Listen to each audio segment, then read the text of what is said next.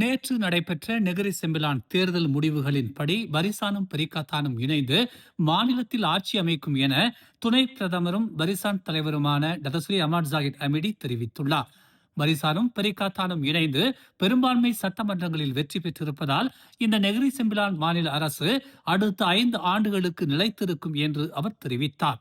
Datuk Seri அமாட் Zahid Hamidi அறிவிக்கும் போது pass கட்சியின் கிளாந்தான் மாநில மந்திரி பெசால் டத்தோ முகமது நசருடின் தாவூட், பரிகாத்தான் பொதுச் செயலாளர் டத்தோஸ்ரீ தக்கியுடின் ஹசான், எதிர்க்கட்சி தலைவர் டத்தோஸ்ரீ ஹம்சா ஜைனுடீன், அமைச்சரும் நெகிரி செம்பிலான் மாநில பரிசான் தலைவருமான டத்தோஸ்ரீ முகமது ஹசான், அம்னோ பொதுச் செயலாளர் டத்தோ டாக்டர் அஸ்ரப் வஜ்டி டிசுகி, மக்கள் சக்தி தலைவர் தனேந்திரன், மாசிச தலைவர் டத்தோ விகா சியோம் என பாஸ் கட்சியினரும் பரிசான் கட்சியினரும் உடன் இருந்தனர்.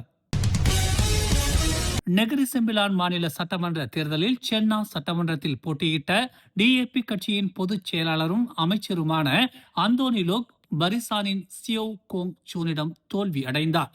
மொத்தம் 10,345 வாக்குகள் பதிவான நிலையில் பரிசான் வேட்பாளர் 5,418 வாக்குகள் பெற்றதும் அந்தோனி லோக் தனது தோல்வியை ஒப்புக்கொள்வதாக அறிவித்தார். 500 வாக்குகள் பின்னடைவில் இருந்தாலும் கட்சியினர் மனம் தளர வேண்டாம் என்று அந்தோனிலோ கேட்டுக்கொண்டார். நாம் அனைவரும் நன்றியுடன் இருப்போம், தயவு செய்து மனம் தளரவோ ஏமாற்றம் அடையவோ வேண்டாம் என்று அவர் தெரிவித்தார். சென்னா மக்கள் என் இதயத்தில் என்றென்றும் நிலைத்திருப்பீர்கள். உங்கள் வாக்குகளை நான் மதிக்கிறேன். இந்த தேர்தல் முடிவையும் நான் ஏற்கிறேன் என்று அந்தோனிலோ வருத்தத்துடன் தெரிவித்தார். ஆசிரியர்களுக்கு இடையில் ஜொகூர் மாநில அளவில் நடைபெற்ற புத்தாக்க போட்டியில் கூலாய் அயில்பாம் தோட்ட தமிழ் பள்ளியின் ஆசிரியர்களான திருமதி துளசி சித்தி விநாயகம், திருமதி மோகனாம்பாள் ஜெயக்குமரன், திருமதி சரண்யா ராமச்சந்திர மௌலி ஆகியோர் புத்தாக்க ஆசிரியர்கள் எனும் விருதை பெற்று சாதனை படைத்தனர். சிவிரினோ எனும் விளையாட்டு வழி கணித கற்றலுக்கான பல வகை விளையாட்டினை சுயமாக உருவாக்கியதன் மூலம் இவர்களுக்கு 2026ஆம் ஆண்டிற்கான ஜொகூர் மாநில புத்தாக்க ஆசிரியர்கள் எனும் விருதை ஜொகூர் மாநில கல்வி இலாக்கா வழங்கியுள்ளது. கணித பாடத்தின் பெருக்கல் கணக்குகளை மாணவர்கள் இலகுவாக விளையாட்டின் மூலம் புரிந்து கொள்வதற்கு இந்த விளையாட்டு பலகை உறுதுணையாக இருக்கும் என்று விருது பெற்ற ஆசிரியர்கள் தெரிவித்தனர். மலேசிய கடல் எல்லைக்குள் அனுமதி இன்றி நுழைந்த படகை கடல்சார் பாதுகாப்பு ஆணையம் தடுத்து நிறுத்தியதாகவும் படகில் இருந்த 41 வெளிநாட்டினர் கைது செய்யப்பட்டிருப்பதாகவும் தெரிவிக்கப்பட்டுள்ளது. அதிகாலை 12:40 மணிக்கு ரோந்து பணியில் இருந்த அதிகாரிகள் லுமூட் கடல் பகுதிக்குள் பதிவு எண்கள் இல்லாத படகு நுழைவதை கண்டதும் சுற்றி வளைத்ததாக பேரா மாநில கடல்சார் பாதுகாப்பு ஆணையத்தின் கேப்டன் முகமது ஷுக்ரி பின் கொத்தோப் தெரிவித்தார். படகில் இருந்த 41 பேரும் இந்தோனேசியாவை சேர்ந்தவர்கள் என்றும் அனைவரும் 21 முதல் 57 வயதுக்கு உட்பட்ட 29 ஆண்கள் மற்றும் 12 பெண்கள் என தெரிய வந்துள்ளது.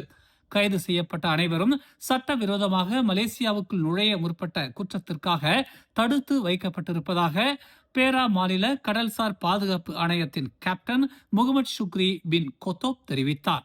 கைது நடவடிக்கையின் போது படகில் இருந்து தப்பிக்க முயற்சித்த 7 இந்தோனேசியர்களையும் அதிகாரிகள் பத்திரமாக மீட்டதாகவும் அவர் கூறினார். ஜொகூர் மற்றும் சபாவில் ஏற்பட்ட இதே போன்ற தேர்தல் முடிவுகளை தொடர்ந்து நெகிரி செம்பிலான் தேர்தலில் தனது 24 தொகுதிகளிலும் தோல்வி அடைந்ததன் மூலம் பர்சாத்து கட்சி தொடர்ச்சியாக 3வது முறையாக படுதோல்வியை சந்தித்துள்ளது. பரிசான் நேஷனலுடன் தேர்தல் உடன்படிக்கை செய்து கொண்ட பாஸ் தலைமையிலான பெரிகாத்தான் நேஷனலுடன் கூட்டணியை முறித்து கொண்ட பிறகு முஹிதீன் யாசின் தலைமையிலான அக்கட்சி மாநில சட்டமன்ற தொகுதிகளில் 3/2 பங்கு இடங்களில் போட்டியிட்டது. இதன் மூலம் பெசாத்து கட்சி தனது சக பெரிகாத்தான் உறுப்பினர்களான பாஸ் மற்றும் பார்ட்டி வவாசா நெகாராவுடன் மோதலை ஏற்படுத்தியது. ஆனால் பெரிகாத்தானுடன் தொடர்புடைய மற்ற கட்சிகளான கராக்கான் மற்றும் மலேசிய இந்திய மக்கள் கட்சியுடன் மோதலை தவிர்த்து வந்தது.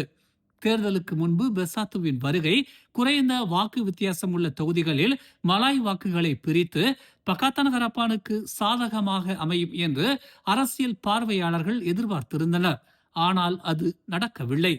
மாநில தேர்தலில் பரிசான் நேஷனல் கூட்டணியுடன் இணைந்து செயல்பட பாஸ் கட்சி முடிவு செய்த பிறகு தனது தேர்தல் பலத்தை நிரூபிக்க முயன்ற பெர்சாத்துவுக்கு இந்த மோசமான செயல்பாடு ஒரு பெரும் பின்னடைவாக அமையும் என்று எதிர்பார்க்கப்படுகிறது.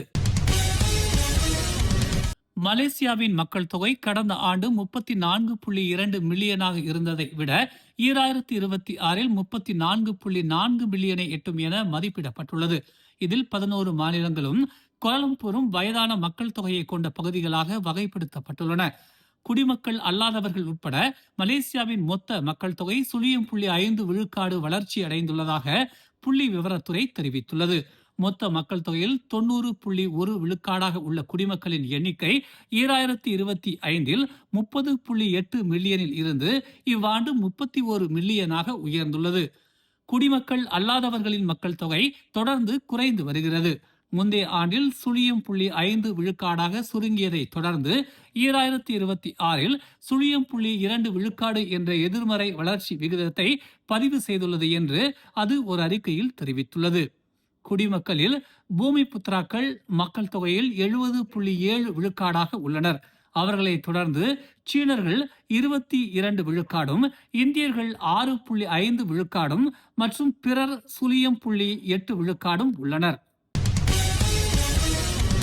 மேலும் செய்திகளை தெரிந்து கொள்ள தமிழ் மலர் இணையதளம், தமிழ் மலர் செயலி மற்றும் மலர் டிவி யூடியூப் சேனலை வலம் வாருங்கள். எங்களோடு இணைந்திருக்க மலர் டிவியை பதிவு செய்து கொள்ளுங்கள். உறவுகள் மகிழ்ந்திட விருப்பம் மற்றும் பகிர்வு சேவையை சொடுக்கிடுங்கள்.